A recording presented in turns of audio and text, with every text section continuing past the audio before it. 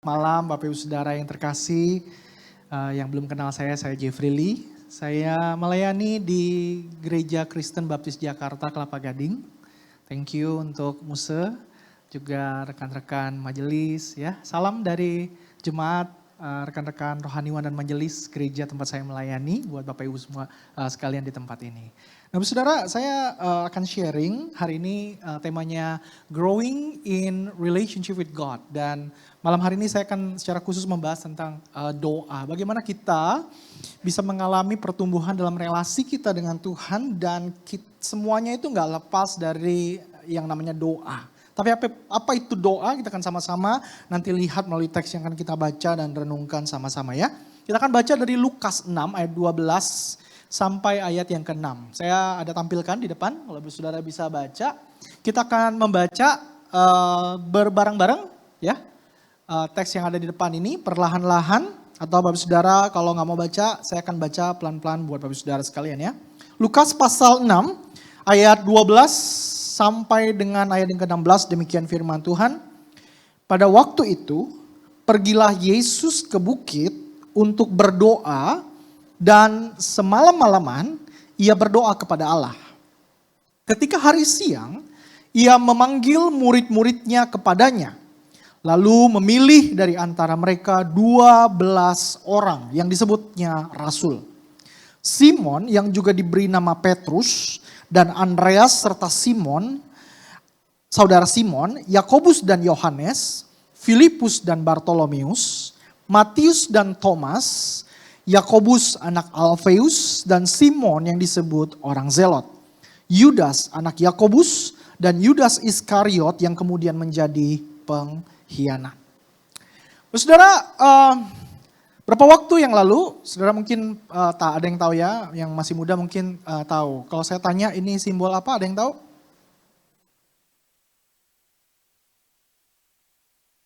Simbol persegi, lingkaran, segitiga. Iya betul. Ya, betul sekali. Ada yang tahu?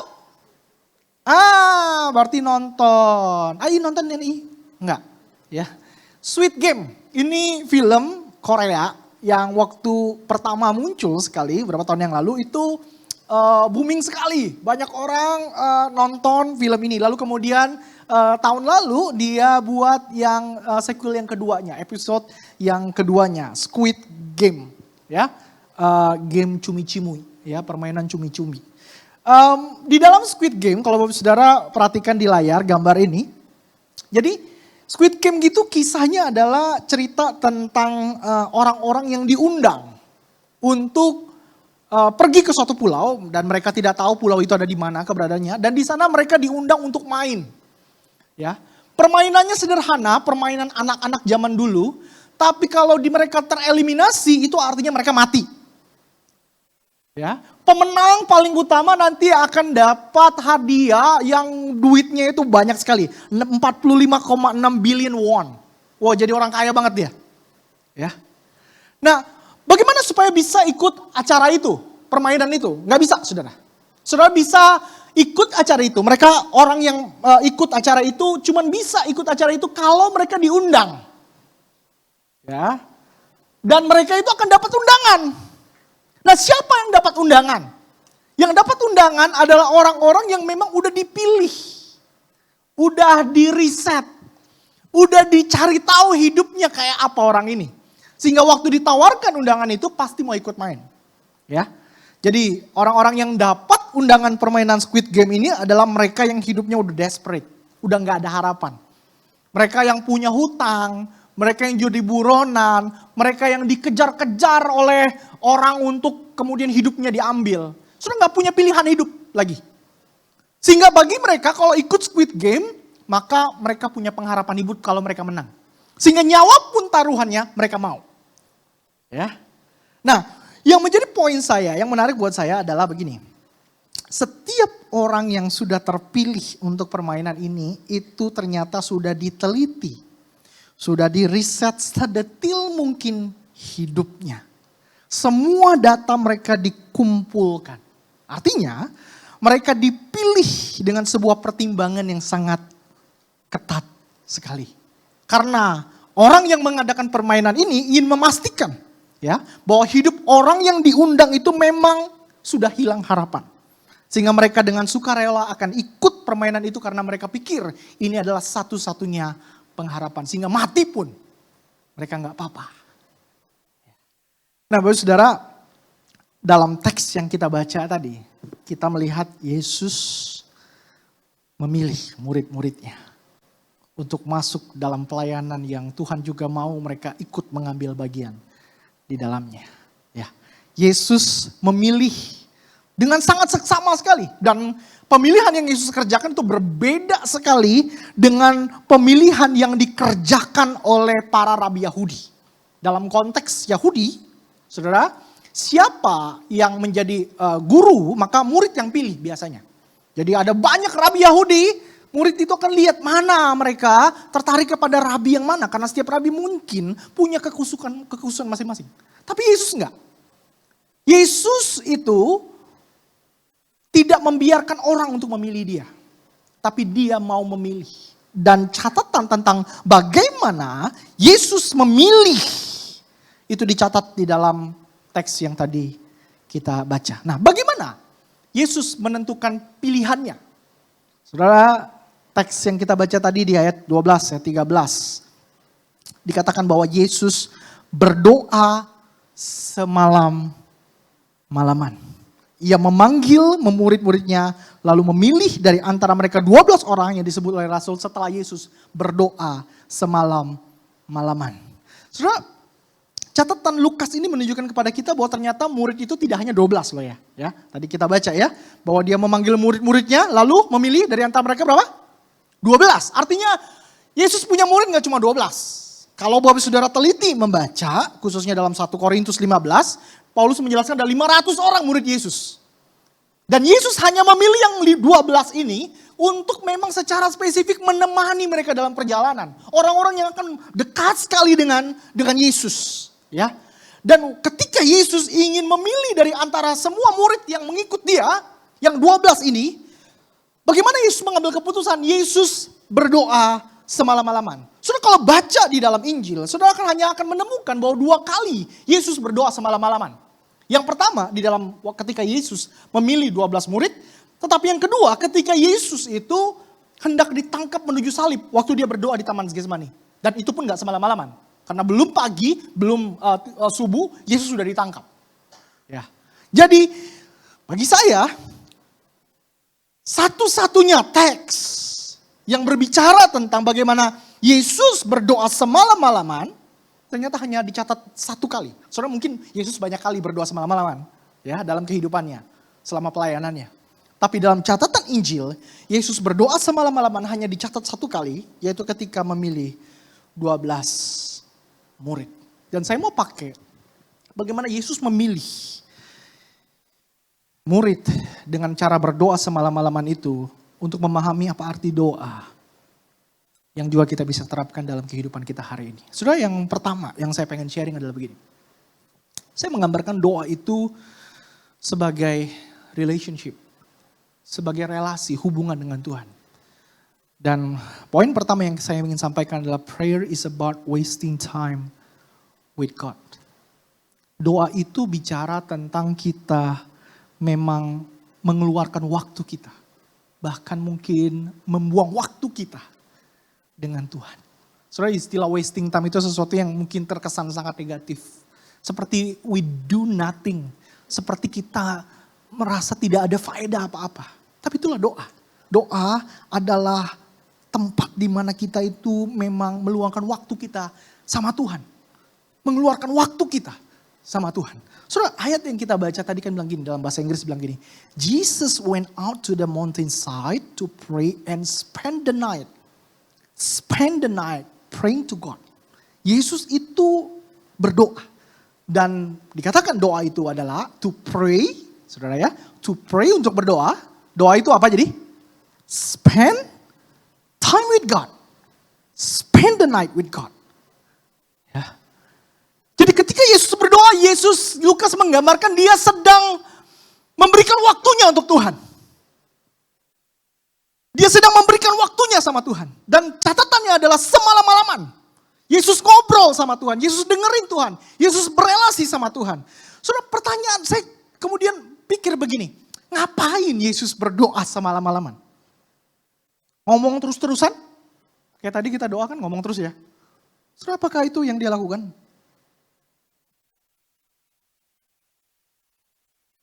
Para teolog mistik percaya bahwa doa itu adalah perjumpaan kita dengan Tuhan, dengan Bapa. Bukan sekedar aktivitas rohani.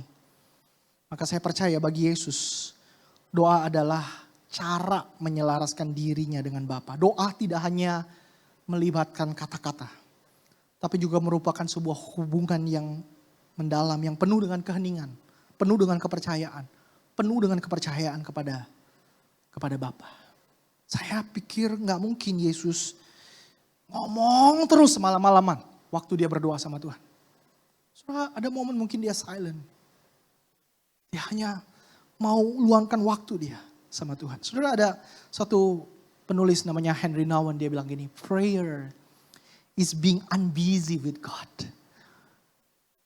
With God instead of being busy with other things. Prayer is primarily to do nothing useful or productive in the presence of God. Doa itu adalah menjadi tidak sibuk bersama Tuhan. Alih-alih sibuk dengan hal yang lain, doa terutama adalah melakukan sesuatu yang tampaknya tidak berguna atau produktif di hadirat Tuhan. So just being unbusy with God. Dan apa yang dikatakan oleh Henry Nouwen ini, menurut saya apa yang kita sebut sebagai relationship. Dan bukankah itu yang kita lakukan di dalam relasi kita? Ya. Saudara, waktu kita ngomong tentang relasi paling gampang, kita berelasi dengan suami, dengan istri, istri dengan suami. Ya. Saudara bayangkan kemudian kalau relasi kita isinya tuh istri kita ngomong terus. Ketemu kita isinya request, "Pak mau ini dong, Pak mau ini dong, Pak ada iPhone baru nih." Ya. "Pak tadi gue lihat di TikTok," coba yang jadi suami. Isinya request terus nih relasinya. Gedek gak kita? Hah? Mampet rasanya. Waduh, gedek banget ini rasanya. Atau isinya begini. Relasi kita dengan Tuhan isinya gak cuma request lah. Terima kasih terus. Tiap kali ketemu dia bilang, "Papa terima kasih ya.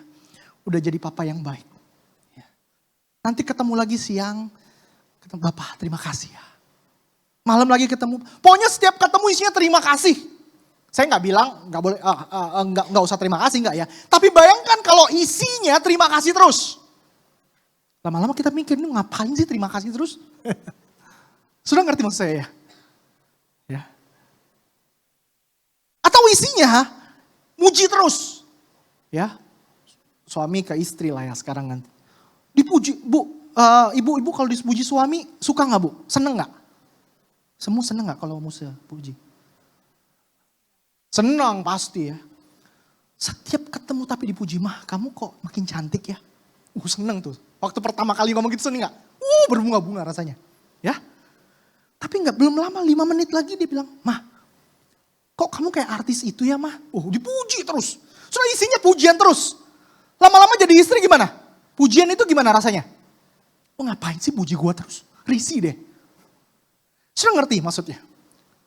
Bahwa relasi itu kalau isinya cuma kata-kata, saya rasa it's not relationship at all. Relasi itu nggak cuma bicara tentang request, ngomong, muji, saudara. Terima kasih bukan. Tapi relasi itu berbicara tentang kita dengerin. Kita melibatkan dia, melibatkan aktivitas bersama, bahkan melibatkan tidak melakukan apa-apa di dalam relasi itu. Bahkan saya membayangkan bahwa relasi yang real, yang genuine, yang dinamis. Saudara mungkin di dalamnya adalah hal yang mungkin saudara mungkin naik mobil sama istri saudara. Saudara gak ngomong apa-apa sama istri. Sepanjang perjalanan itu cuma hidupin musik di mobil saudara. Saudara cuma pegang tangan istrimu. Cuma senyum. That's relationship? Yes. Saya bertanya-tanya saudara, ngapain Yesus doa semalam-malaman? Saya pikir gak cuma ngomong terus, tapi melibatkan diam, bersama dengan Tuhan. Atau dalam bahasa Henry Nouwen, being unbusy with God. Seringkali waktu kita doa, kita tetap sibuk, betul? Sibuk dengan apa? Dengan request kita. Kita sibuk dengan masalah kita. Kita nggak mikirin Tuhan. We just come to God. So God can listen to what we want. Our heart, our mind, pikiran kita, hati kita cuma busy dengan apa yang kita mau. Dengan self-interest kita. Can we just sit with God? Pray. Be silent. Saudara, saya lagi belajar berdoa. Saudara, saya lagi ikut satu course, tadi saya cerita sama Jevin. Saya lagi satu course dan doa itu, dalam course itu saya diajarin untuk doa, diam, reflect, pause dalam hidup ini. Dan setiap pagi, hampir setiap pagi saya biasanya meluangkan waktu untuk duduk diam. 20 menit, 15 menit, just be silent with God. Ngomong apa, Musa? Nggak ada. Saya cuma duduk, saya bilang sama Tuhan, pagi ini saya sebelum mengerjakan apapun, I just want to be with you. I don't want to be busy with my thing. Setiap kali saya diam, ada pikiran, masalah yang muncul dalam pikiran. Saya cuma bilang sama Tuhan, this is my problem. I want to let go. Saya mau serahin sama Tuhan. But now I just want to be with you. Waktu malam, saya mau tidur. Saya bilang sama Tuhan dalam doa malam saya, di akhir sebelum saya mau tidur, saya bilang, I want to spend time with you. Waktu saya diam, ada kata-kata yang gak ada request yang saya katakan. Yang saya lakukan di malam itu, sebelum saya tidur, cuma saya bilang begini, di mana Tuhan hari ini dalam hidup saya sepanjang hari ini? Dan kesempatan diam bersama dengan Tuhan membuat saya review hal-hal yang sudah saya lewati satu hari itu. Dan seringkali saya menemukan di tempat-tempat yang gak, peristiwa-peristiwa di hari itu yang saya gak pikir bahwa peristiwa itu bisa berbicara kepada saya. Ternyata Tuhan ada di sana. Dan Tuhan menunjukkan itu kepada saya ketika saya just be silent, be with God. So kita ini orang Kristen, even though kita bilang kita berdoa, toh doa kita tetap isinya doing, right? Kita kerja sama Tuhan. Saya hanya berpikir bahwa we need to be still, silent, bersama dengan Tuhan. Saudara, setiap kali saya diam sama Tuhan, dan saya sudah praktek ini berapa bulan belakangan ini, saya merasa bahwa silence kita, saya bersama dengan Tuhan itu gak kosong, tapi selalu penuh dengan hadiratnya. Dan setiap kali saya merasa bahwa ketika saya silence, menatap wajah Tuhan di dalam keheningan, dalam waktu tenang saya, waktu diam saya. Justru kemudian Tuhan menganugerahkan saya mata untuk melihat hal-hal yang perlu saya lihat di dalam keseharian saya. Dan seringkali Dia menunjukkan kepada saya hal-hal yang jauh lebih jelas. Karena saya diam, menatap wajah Tuhan di dalam diam saya. Saudara, hal yang pertama, praise about wasting time with God. Orang dunia waktu denger ini bilang, ngapain lu? Wasting time. But it's okay, I want to unbusy with God. Saya mau diam sama Tuhan. Saudara, nomor 2. Jika kita mau menggambarkan prayer is as a relationship, sebagai sebuah hubungan. Maka yang kedua saya pikir prayer is about seeing. Doa itu adalah tentang melihat. Saudara, teks yang kita bacakan bilang begini tadi ya. Ketika hari siang, saudara, Yesus berdoa semalam-malaman. Lalu kemudian hari siang. Dan setelah hari siang, saudara, Yesus memanggil murid-muridnya kepadanya. Lalu memilih dari antara mereka 12 orang yang disebutnya rasul. Saudara, setelah berdoa semalam-malaman, Yesus mengambil keputusan yang penting. Yaitu memilih 12 murid yang akan menemani dia dalam pelayanannya. Dan yang akan melanjutkan bahkan apa yang sudah dia mulai. Dan buat saya ini sesuatu keputusan yang sangat-sangat penting. Sangat-sangat penting. Dan saya membayangkan Yesus mengambil keputusan yang penting, dan sebelum dia mengambil keputusan yang penting, dia ngomong dulu sama Bapa. Dia spend time dulu dengan Bapa. Dia bersama dengan Bapa. Meluangkan waktu semalam-malaman dengan Bapa. Nah, saya membayangkan bahwa bukankah hal yang sama ketika kita mau mengambil sebuah keputusan yang penting dalam kehidupan kita. Yang kita lakukan biasanya apa? Kita akan ngobrol dengan orang terdekat kita, betul? Betul gak? Kalau suami mau mulai satu bisnis yang baru dan ini mungkin melibatkan sebuah keputusan yang penting di dalam keluarga. Ngomong gak Pak sama istri? Atau enggak? Istri gak usah tahu lah bisnis, di rumah aja. Gitu. Enggak. Mungkin kita ngomong ya. Ada hal-hal tertentu yang kita mau ambil dalam hidup ini, kita pasti ngomong. Saudara, mulai dari waktu kita misalnya mau lanjut sekolah dulu ya. Kita akan ngobrol kan sama papa mama kita, Pak saya mau kuliah ini. Saya mau kuliah itu. Saudara, ini keputusan yang penting nih dalam hidup kita. Mau sekolah apa? Mau kuliah apa? Kita pasti ngobrol dengan orang yang terpenting dalam kehidupan kita. Ya. Kita mau pacaran dulu. Ingat Pak, Ibu waktu pacaran? Tanya nggak papa mama? Enggak. Sikat aja. Ya kita pacaran, setelah itu kan kita kenalin, betul nggak? Kita akan lihat papa mama kita setuju nggak, betul nggak? Karena kita mau nih relasi ini serius. Maka kita akan ngobrol dengan orang yang terpenting dalam kehidupan kita. Mau menikah apa lagi? Kita akan tanya orang tua kita. Kita akan tanya papa mama kita. Kami udah siap mau nikah. Udah boleh nggak? Gitu ya. So, pasti kita tanya, kita akan ngobrol, kita akan minta pertimbangan. Kita istri-istri biasa kan mikirin tentang sekolah anak, betul nggak? Benar ya, Ibu ya? Waktu kita mau mikir tentang sekolah anak ya, suami kita udah sibuk bisnis ya, kita tapi ngobrol nggak sama suami kita? Ngobrol pasti, ngobrol. Dalam setiap keputusan penting yang kita ambil, saya mau katakan begini, hikmat dan afirmasinya biasanya kita temukan di dalam relasi kita dengan orang terdekat kita.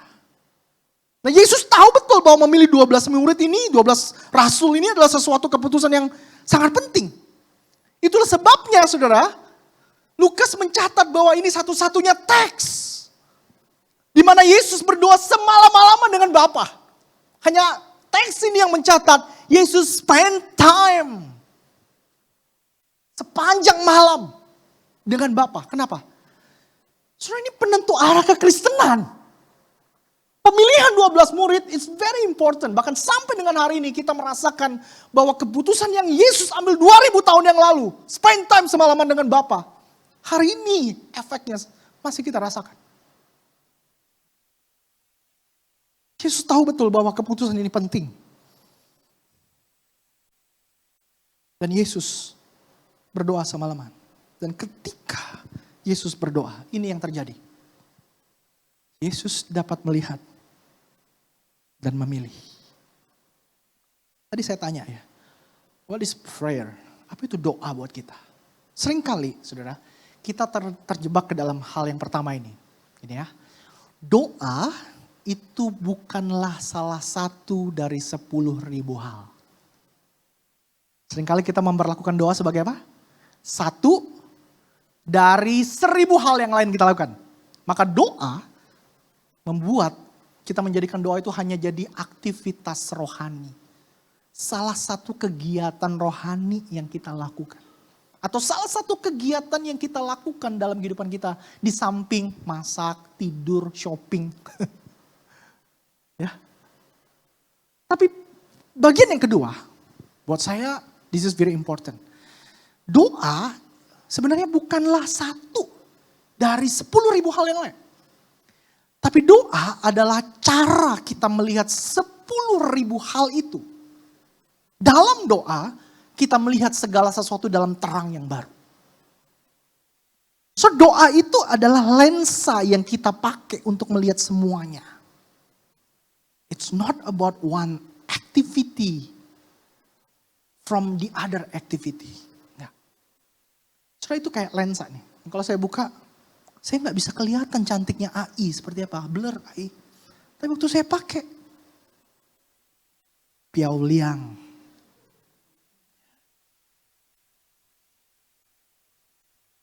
Doa itu kayak lensa yang kita pakai.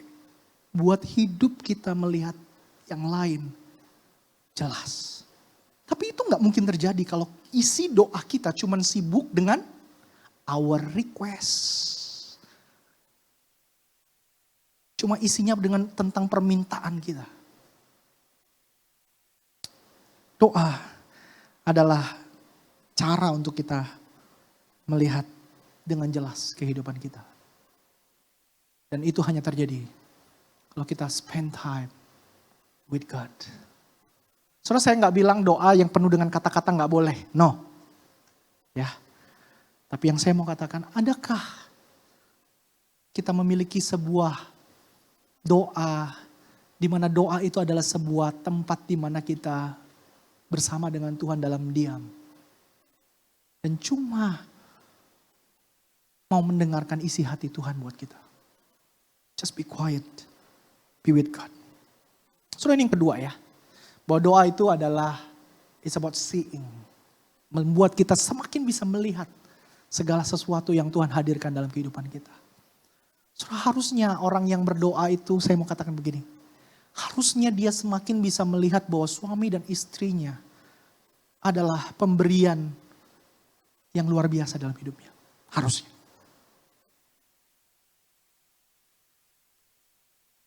Harusnya. Orang yang berdoa akan semakin bisa melihat ada banyak kebaikan Tuhan yang dia bisa temukan di dalam gerejanya. Saya gak percaya tuh kalau ada orang Kristen yang sifatnya yang suka kritik dari mulutnya tuh kritik. Saya gak percaya dia punya kehidupan doa dengan Tuhan. Saya gak percaya. Karena saya percaya bahwa waktu dia berdoa, punya waktu doa bersama dengan Tuhan. Punya relationship dengan Tuhan dalam doanya. Dia pasti bisa menghargai banyak kebaikan yang dia temukan di dalam hidup orang lain, dalam hidup komunitas gereja, dalam kehidupan anak dan istrinya. Meskipun gerejanya gak sempurna, istrinya gak sempurna, anaknya gak sempurna, suaminya gak sempurna, orang tuanya gak sempurna. But if we have relationship with God, we can see the beauty. Kita akan melihat keindahan Tuhan di dalam kehidupan orang-orang di sekitar kita yang tidak sempurna gitu. Amin. Jadi hari ini yang suka kritik, coba lihat. Jangan-jangan kita kurang waktu doa kita sama Tuhan. Ya, saya nggak bilang nggak boleh kritik loh ya, nggak ya. Saya bilang kalau suka kritik ya coba refleksi ya. Sekarang yang ketiga. Pray about relinquish our control. Doa itu tentang melepaskan kontrol kita. Dan ini yang paling sulit, saudara. Saudara, teks yang kita baca tadi buat saya sangat menarik. Kenapa? Karena kita menemukan di situ bahwa salah satu murid yang Yesus pilih adalah siapa? Yudas Iskariot. Yang kemudian Lukas langsung memberikan catatan yang adalah pengkhianat.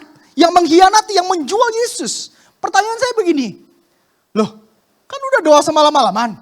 Apakah Yesus salah pilih Yudas? Apakah Yesus mau Yudas jadi pengkhianat? Saudara, saya pikir jawabannya enggak. Enggak sama sekali. Yesus sudah berdoa semalam-malaman bersama dengan Bapa. Dan keputusan itu pastilah kehendak Bapa. Pasti. Bahkan dalam perjalanan pelayanan Yesus kita melihat bahwa Yesus itu, bahwa Yudas itu adalah seorang yang punya kompetensi, saudara. Dia ditunjuk sebagai bendahara. Dia sangat membantu Yesus dalam perjalanan pelayanan. Yesus bahkan cuci kaki Yudas. Bahkan memberikan Yudas peringatan. Namun dalam kenyataannya Yudas tetap penjual Yesus dan mengkhianati Yesus. Saudara, ini ada persoalan teologi, saya gak mau bahas di sini. Tapi ini yang saya mau katakan kepada Bapak Saudara. Bahwa doa artinya kita melepaskan kontrol. Yudas bukan robot, bukan. Ya, dia punya kehendaknya sendiri, dia punya keinginannya sendiri. Dan Yesus memberikan kesempatan bagi Yudas untuk memilih jalannya. Namun, Bapa menggunakan kebodohan Yudas itu untuk menggenapi janji keselamatan bagi manusia. Saudara, ini persoalan teologis yang saya nggak mau bahas. Tapi yang saya mau pilih, yang mau katakan adalah begini. Bahkan Yesus melepaskan kontrolnya. Yesus sanggup nggak sebenarnya sentil Yudas dan bilang, jangan berkhianat. Bisa. Tapi Yesus relinquish his control. Dia lepaskan kontrol itu. Dia lepaskan kontrol itu. Dia membiarkan Yudas memilih jalannya. Dia serahkan sepenuhnya. So, doa itu seharusnya membuat kita dapat melepaskan kontrol dalam kehidupan kita. Dan ini menjadi problem. Karena orang modern itu gila kontrol. Kita ini orang-orang yang gila kontrol, gila kendali. Bahkan kita akan gusar nih, kita akan anxious, kita akan rasanya itu khawatir kalau ada sesuatu yang di luar kendali kita terjadi dalam hidup kita. Bisnis kita lagi menjalani sebuah bisnis atau pekerjaan, tiba-tiba ada sesuatu luar kontrol terjadi. So kita panik luar biasa, kita gak suka. Kita ini control freak. Bahkan dalam doa kita kan sering bilang begini dalam doa kita. Tuhan, kehendakmu yang jadi. Betul gak? Di akhir doa kita bilang kehendakmu yang jadi. Tapi waktu kita ngomong kehendakmu yang jadi, kita mikir gak? Harusnya doanya dikalbukan kayak gimana? Mikir gak? Seringkali kita punya pikiran tertentu, kita punya wishes. Kehendakmu yang jadi, tapi kalau bisa yang begitu dong. Kalau bisa yang ke arah sono. Kalau bisa yang begini. Saudara, kita juga ngatur. Kita gak mau lepaskan kendali sepenuhnya. Waktu kita bergumul, kita pasti berdoa. Tetapi waktu kita berdoa kepada Tuhan, menyerahkan pergumulan kita, pertanyaan saya begini. Yang kita serahkan masalahnya, bebannya, atau kontrolnya juga. Saya kasih gambaran gampang begini. Saudara, misalnya saya pegang 1 galon yang gede nih. Ya, saya pegang 1 galon yang gede. Ini bebannya berat banget. Saya gak kuat nih pegang sendiri. Lalu saya panggil lah Jevin, kan badannya lebih gede ya. Saya kasih Jevin, tolong dulu pegangin ini. 1 galon air aku yang gede ini, tolong pegang. Jevin pegang. Waktu Jevin pegang, bebannya ada di siapa sekarang? Di Jevin ya. Tapi waktu Jevin pegang, dia mulai miring-miring. Saya bilang Jevin, jangan miring dong. Airnya mulai tumpah nih. Saya bilang Jevin jangan tumpah-tumpah ya. Lalu waktu dia pegang, Jevin merasa aus mau minum. Saya bilang, no, jangan diminum. So waktu kita punya masalah, kita doa sama Tuhan. Seringkali kita kayak gitu tuh. Kita bilang sama Tuhan, ini masalah berat banget Tuhan. Aku serahkan sama kamu. Tapi kemudian kita mulai ngatur Tuhan. Solusinya harus kayak gini ya. Jalannya kayak gini ya. Sehingga kalau ada sesuatu yang di luar kontrol, kita jadi stres. Jadi khawatir berlebihan. Saudara, paling gampang kita mikirin anak kita. Saudara, saya punya anak, saya juga mikir, saudara, ini anak saya mulai pikir skill apa yang saya bisa tolong dia untuk saya tambahkan. Saudara, dia mau sekolah di mana? Saudara, ke depan saya pikir saya akan bisa punya tabungan yang cukup nggak untuk kuliahin dia. So saya mikir tuh. Terus saya bilang sama Tuhan, Tuhan kehendakmu jadi. Tapi kemudian saya pikir begini, tapi kalau bisa dia punya nanti kuliahnya kayak gini Tuhan. Ya. So kita pikir yang sayang sama anak kita cuman kita. Padahal Tuhan juga sayang sama anak kita. Tuhan sayang sama istri kita. Tuhan sayang sama suami kita. Tuhan sayang sama bisnis kita. Dan dia tahu cara yang terbaik. Dia tahu cara yang terbaik. Tapi kita nggak rela kasih kontrol dan kendalinya sama Tuhan. Saudara, kenapa kita harus menyerahkan sepenuhnya kontrol dalam doa kita atas hal-hal yang kita pedulikan, khawatirkan, masalah-masalah. Saudara, itu bukan tanpa alasan. Karena saya percaya begini. Kita menyerahkan sepenuhnya kontrol itu kepada Tuhan karena saya tahu tangan Tuhan lebih kuat dari tangan saya. Betul? Kasih Tuhan lebih besar dari kasih saya. Hikmat Tuhan lebih tinggi dari kemampuan berpikir saya. Bahkan Tuhan menguasai masa depan dan jauh lebih tahu dari cara saya melihat atau memprediksi masa depan. So hari ini kalau kita punya masalah, Kita bilang sama Tuhan, Tuhan kuserahkan. Not only the burden. Nggak cuman bebannya. Tapi kontrolnya. Terserah Tuhan mau apain. Lalu orang bilang begini, wah kedengaran pesimis sekali ya. Kayak kita nggak buat apa-apa. Enggak, saudara. Saya pengen tutup dengan apa yang dikatakan Noah. Noah bilang begini, jika ada sesuatu yang penting atau berbuah terjadi melalui doa, dia bilang, itu adalah Tuhan yang menghasilkan hasilnya. Jadi ketika saya menjalani hari, saya melakukannya dengan keyakinan bahwa Tuhanlah yang menghasilkan buah dalam pekerjaan saya. Dan saya tidak perlu bertindak seolah-olah sayalah yang mengendalikan segalanya. Saya harus bekerja keras. Saudara, bukan berarti kita nggak ngapa-ngapain. Tapi dia bilang, saya harus bekerja keras. Saya harus melakukan tugas saya. Saya harus memberikan yang terbaik. Namun, saya bisa melepaskan ilusi kontrol dan tidak terikat pada hasilnya. Di akhir setiap hari, saya dapat berkata dalam doa bahwa jika ada sesuatu yang baik telah terjadi, segala puji bagi Tuhan. Kita perlu hanya melakukan yang terbaik, sisanya kita serahkan sama Tuhan. Bisnis, berikan yang terbaik. Bagi anak-anak kita, kasih yang terbaik. Tapi hasil akhirnya, kita bilang semuanya pada Tuhan. Saudara, beberapa bulan yang lalu saya ke Medan. Biasanya saya ke Medan setahun 2 kali. Saya diundang untuk KKR ke sekolah-sekolah di Medan. Di sekitar Medan, di beberapa tempat yang lain di kabupaten, kecamatan sekitar Medan. Saudara, 1 minggu itu mungkin saya bisa berkhotbah sekitar 2.000-an atau 3.000-an anak sekolah. Dan ada mungkin ratusan anak yang meresponi, hatinya disentuh oleh Tuhan. Dan biasanya waktu saya pulang dari pelayanan seperti itu, kayak ada rasa bangga dalam hati saya. Saya bilang, aduh Tuhan ada banyak anak yang disentuh hatinya karena khotbah saya. Saudara, berapa bulan yang lalu saya pulang kembali dari Medan mau ke Jakarta. Dan setelah melewati semuanya tentu saya sangat lelah sekali. Dan di pesawat itu delay, tapi delaynya ngantri lagi di pesawat. Akhirnya saya cuma diam, saya mau berdoa sama Tuhan, reflect ke belakang. So, waktu saya diam, saya doa sama Tuhan. Tiba-tiba dalam hati saya itu berbicara begini.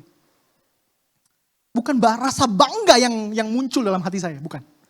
Biasanya rasa bangga, kenapa? Tuhan pakai saya loh, ratusan anak terima Tuhan. Enggak. Tapi yang justru muncul ketika saya doa di atas pesawat, perasaan dikasihi oleh Tuhan. Hati saya bicara begini, Tuhan saya ini harusnya gak pantas. Saya punya kelemahan, gak sempurna, rapuh. Tapi minggu ini, Tuhan pakai saya. Dan saya percaya, itu semua karena Tuhan mengasihi saya. Soalnya perasaan dikasih itu mengganti rasa bangga yang sebelumnya saya miliki. Dan waktu saya merasa bahwa saya dikasihi, karena saya dikasihi, maka Tuhan pakai saya. Saya ingin berkata, it's not about me. This is God. I just do my best. But the result, hasilnya, saya serahkan semua kontrolnya sama Tuhan. Kiranya Tuhan menolong kita.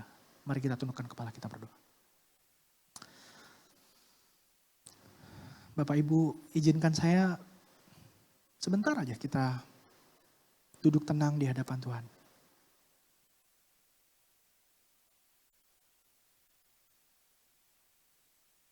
Di akhir khotbah ini, mungkin tadi kita sudah ngomong masalah kita. Tapi mungkin ketika kita berdoa tadi, kita hanya serahkan bebannya sama Tuhan.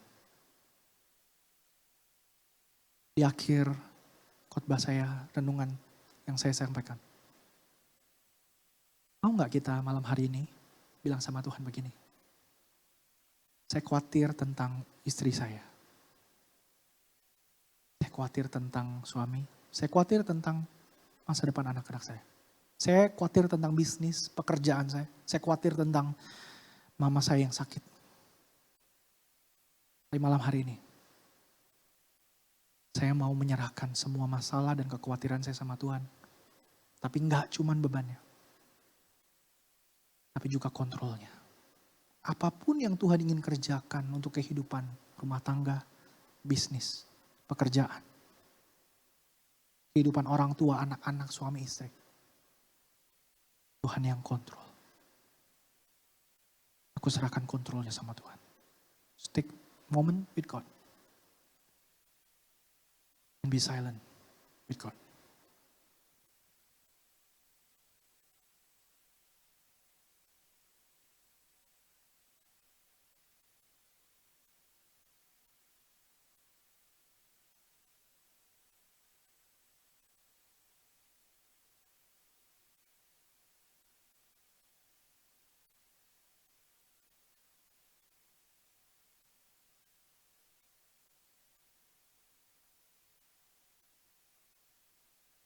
Tuhan,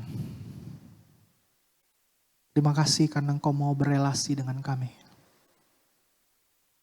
Biarlah kami tidak menyia-nyiakan undangan Tuhan untuk berelasi dengan Engkau. Biarlah setiap kesempatan kami berdoa menjadi kesempatan untuk kami mengenal hati Tuhan, memahami kehendak Tuhan.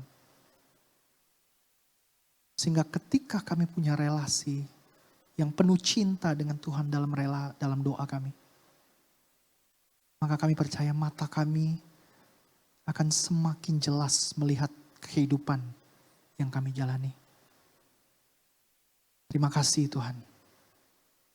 Tolong kami untuk punya sebuah relasi yang semakin bertumbuh, semakin dalam bersama dengan Tuhan. Biarlah kami mau untuk menjadi unbusy, menjadi gak sibuk dan wasting our time. Duduk diam bersama dengan Tuhan. Karena itulah yang paling penting dalam kehidupan kami. Dalam nama Yesus kami berdoa dan bersyukur. Amin. Tuhan berkati kita semua.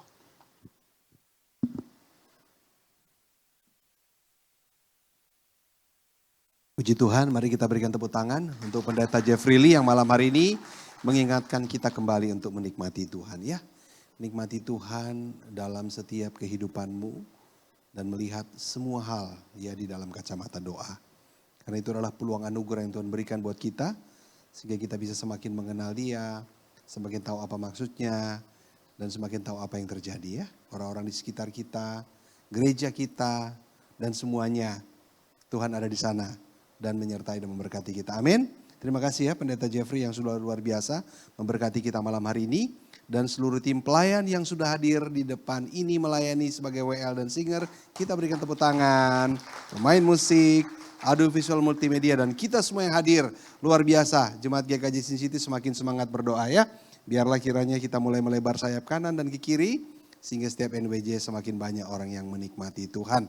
Baik Bapak Ibu Saudara, saya ingatkan sekali lagi bahwa besok kita akan menikmati ibadah Padang ya. Ibadah Padang di Taman Mini Indonesia Indah. Tolong perhatikan setiap pengumuman yang sudah diberikan japri kepada Bapak Ibu semua. Baik keberangkatan, tiba di mana titik kumpul untuk berangkat ke lokasi. Diharapkan datang tepat waktu ya, jangan sampai kelewatan. Sehingga kita bisa menikmati ibadah bersama-sama. Dan ada kebersamaan juga di sana Bapak Ibu ya. Jangan lupa sarapan yang kenyang. Bawa minuman tambahan ya, karena jatahnya hanyalah 600 mili ya. Bapak Ibu Saudara di sana panas, mungkin Bapak Ibu Saudara bisa kekurangan cairan, jadi bawa tumbler dari rumah ya, sehingga bisa menjadi 1200 mili lah lumayan ya. Bapak Ibu ya. Ya, jadi ada beberapa yang mendaftar di luar daripada jadwal